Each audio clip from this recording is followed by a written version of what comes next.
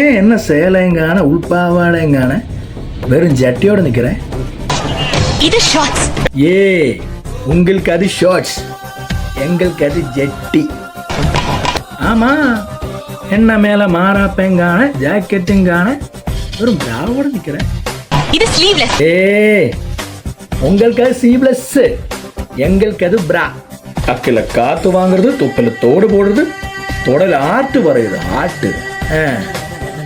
இது என்ன கண்காட்சியா இல்ல பொற்காட்சியா? சூப்பர்.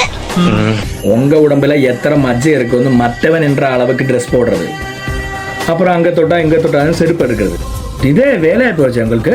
இங்க பார், ஆண்டவன் ஆம்பளை படிச்ச பொம்பளைக்கு, பொம்பளை படிச்ச ஆம்பளைக்கு, அவங்க தேவைக்கு இவங்க, இவங்க தேவைக்கு அவங்க. அவன் மொத்தமா படைச்சு விட்டா நாம தான் ஒழுக்கமா வாழணும். ஒருத்தனுக்கு ஒருத்தியா, ஒருத்திக்கு ஒருத்தனை, ஒருத்தனுக்கு ஒருத்தியா வாழணும்னா அந்த ஒருத்தனுக்கு மட்டும் இந்த மாதிரி உடம்பு காட்டு. இப்படி ஊருக்கெல்லாம் காண்க வச்சுக்க, அப்புறம் ஊருக்குள்ள அத்தனை பயலுக்கு உங்க கூட வாழ்வேன்னு நினைப்பா.